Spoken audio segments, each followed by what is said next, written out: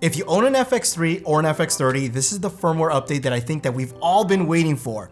So Sony gave me early access to the version 3.0 firmware update on the FX3. This will be version 2.0 on the FX30. Now I have an FX3 here and I'm gonna demo it on this camera. I also have an Atomos recorder because I wanna show you guys some of the new things that are with this firmware update.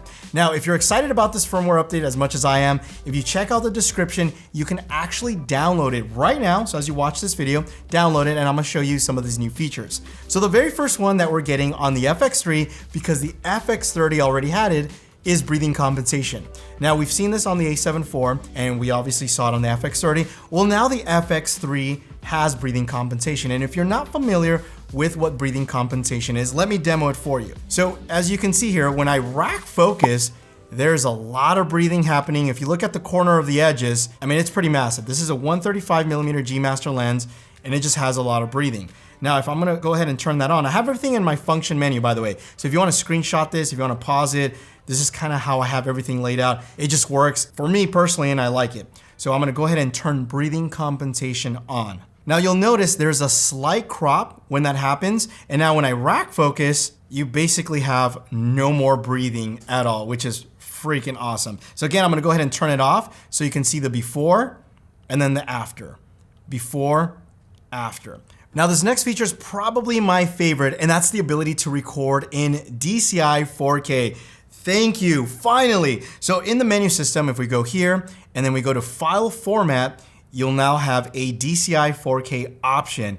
And that's awesome because I personally love recording 4096 by 2160p, especially because most of my videos are 2:1. That extra real estate allows me to reframe, move things around. I'm a fan of DCI 4K, and this is one that I personally think is probably my favorite one. Something else to note though, now that you're able to record in DCI 4K, you're also able to record in true 24 frames per second. So yes, we now have true 24p. Keep in mind, this only works if you're recording in DCI 4K. So if you do plan to record in UHD, you cannot record in 24 frames per second or true 24 frames per second, which is a little bit odd.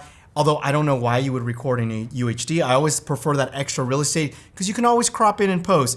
Trust me, recording in DCI 4K is the way to go. In fact, in the FX6 that we're using right now to record this, guess what? DCI 4K.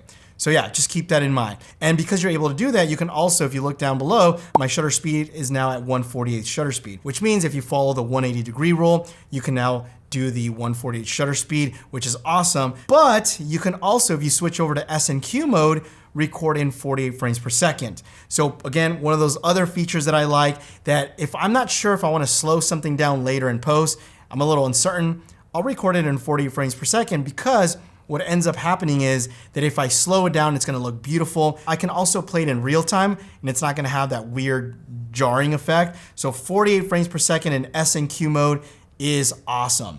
Now this next thing that I wanna talk about, I need to change the lens. So just give me 1 second. So I went ahead and swapped over to an anamorphic lens, and you probably guessed it, we are now able to desqueeze the image when we're using anamorphic lenses. And we can do this on the internal display, and we can also send that output to an external monitor, which usually is not the problem because most monitors have an anamorphic option. So let me demo that, how it works. So right now I'm using this Siru or however you say it lens, and this has an anamorphic adapter that makes it 2x squeeze. So when we look at this, it looks funny. Look, I'm gonna put my fingers here so you can see how distorted it looks.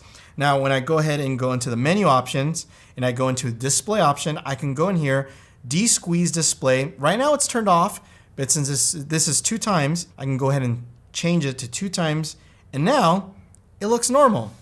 So you can see here, fingers, the Star Wars figures look perfectly fine. So that's awesome. Now, Sony, if you're watching this video, I would like to be able to go into the function menu. There's no way to reprogram or program it into a quick axis in the function menu, which is kind of annoying because then I have to dive into the menu system, go into desqueeze. Anyway, Sony watching, please incorporate that. Now for this next update, let me show you in the menu. This is kind of cool, and I like this for organization purposes.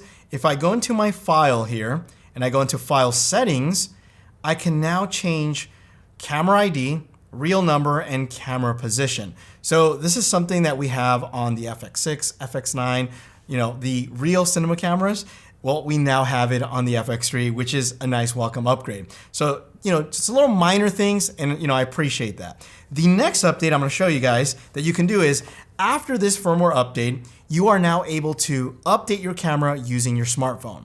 So, if you're on the go, if you're traveling and you don't have a computer with you, you can now use your smartphone, Android or iOS, and you can update the firmware on the camera after this one. You can't do this update with the phone, but after this, you're able to do that, which is really cool. So how do I feel about this update? Obviously, as an FX3 owner who's owned one for 2 years, I'm happy. I mean, this is great. But here's the thing. These are features that should have been in the camera since day one. So the question is, should we be applauding Sony for something that should have been there? Again, I don't want to sound like negative Nancy, but I'll give you guys an analogy. It's like if I send my kid to school and they're constantly getting D's, and then finally he comes home and is like, hey daddy, I got a C. It's like, well, good, that's better. This is better, but there's still the B and the A. We still need shutter angle, false color, open gate. Give us those things that are gonna make this an A+ camera, a real cinema camera. Again, there's the cinema line badging. And also the question remains,